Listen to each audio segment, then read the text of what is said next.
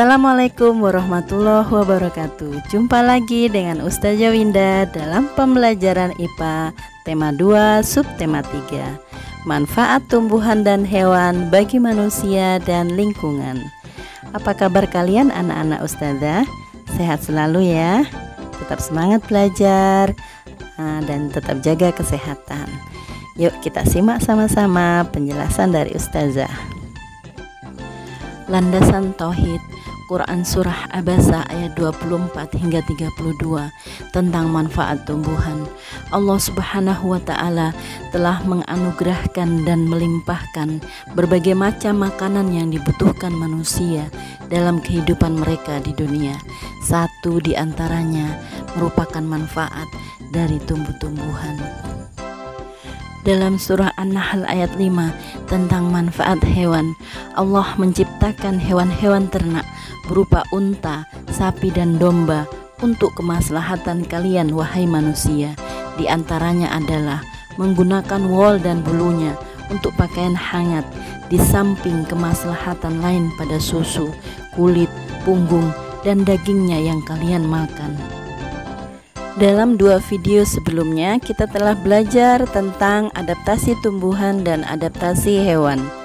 Sekarang kita akan belajar tentang manfaat tumbuhan dan hewan bagi manusia dan lingkungan. Sebelum kita memasuki pembelajaran, kita harus tahu terlebih dahulu apa tujuan pembelajaran. Tujuan pembelajaran pada pertemuan kali ini yang pertama yaitu setelah mengamati gambar dan membaca teks, siswa mampu menyebutkan manfaat tumbuhan dan hewan terkait habitatnya melalui tabel. Yang kedua, setelah melakukan pengamatan di luar rumah, siswa mampu menulis laporan tentang hasil pengamatannya terkait manfaat tumbuhan dan hewan sesuai habitatnya dengan tepat. Nah, silahkan kalian baca wacana berikut ini. Di samping adalah gambar daun beluntas.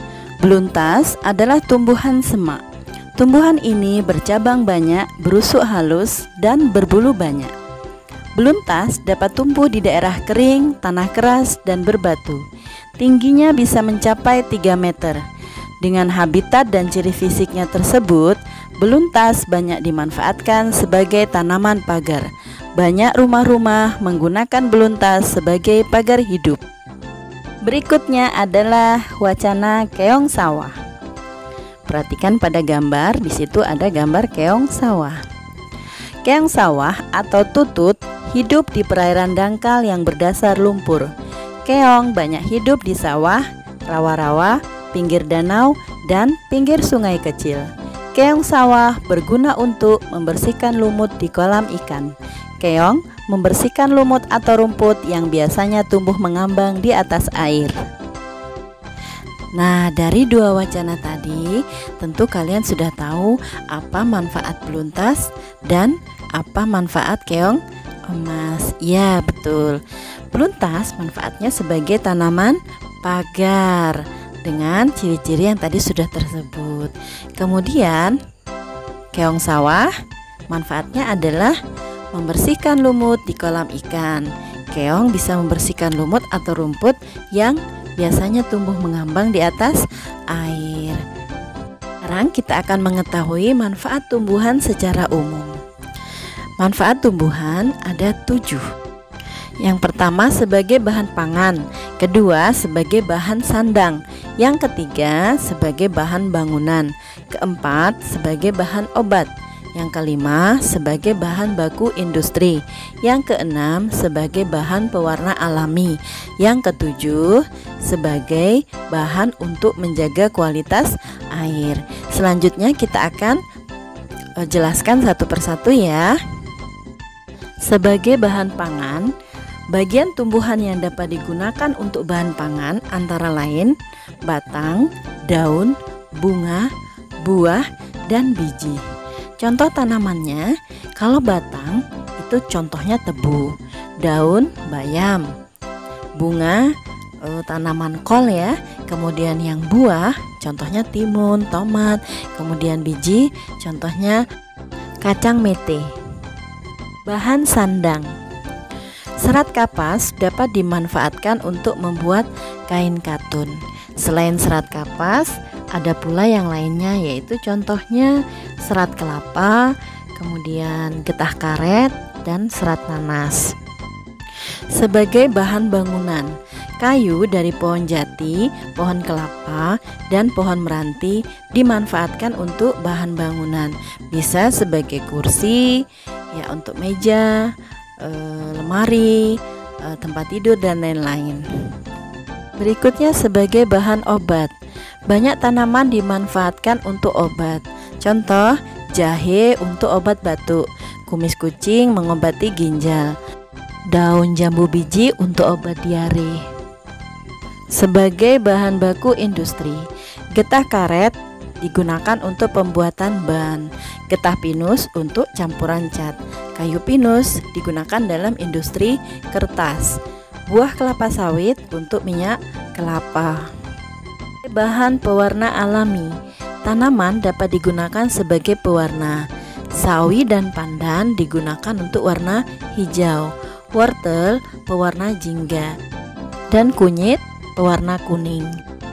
Terakhir, untuk menjaga kualitas air, tanaman bakau menjadi penyaring alami dari air asin menjadi air tawar. Berikut adalah manfaat hewan. Yang pertama, sebagai penghasil pangan. Kedua, penghasil bahan sandang. Ketiga, penghasil bahan kerajinan. Keempat, penghasil pupuk organik. Yang kelima, penghasil tenaga. Penghasil bahan pangan, manusia memanfaatkan hewan untuk bahan makanan seperti daging yang kita bisa peroleh dari sapi, kambing, dan kerbau. Kemudian telur kita bisa dapatkan dari ayam dan itik.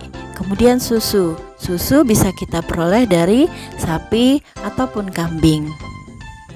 Sebagai penghasil bahan sandang, hewan memiliki manfaat terkait kebutuhan sandang, seperti kain sutra yang berasal dari kepompong ulat sutra. Domba menghasilkan wol. Kulit hewan seperti sapi dan kerbau dimanfaatkan kulitnya untuk membuat jaket. Sebagai penghasil bahan kerajinan, kulit sapi dan kerbau dimanfaatkan dalam pembuatan wayang kulit. Kemudian bulu angsa untuk membuat kok pada permainan bulu tangkis. Sebagai penghasil pupuk organik, kotoran berbagai jenis hewan seperti sapi dan kambing digunakan sebagai bahan pupuk organik yang tidak membahayakan lingkungan. Sebagai penghasil tenaga, tenaga gajah dimanfaatkan untuk mengangkut kayu, tenaga kuda untuk menarik delman, tenaga kerbau dimanfaatkan untuk membajak sawah. Baiklah anak-anak ustazah, demikian tadi penjelasan tentang manfaat tumbuhan dan hewan bagi manusia dan lingkungan. Semoga kalian memahami penjelasan ustazah ya. Nah, silahkan kalian kerjakan tugas yang ustazah berikan. Selamat mengerjakan. Sampai jumpa lagi dalam video-video selanjutnya. Assalamualaikum warahmatullahi wabarakatuh.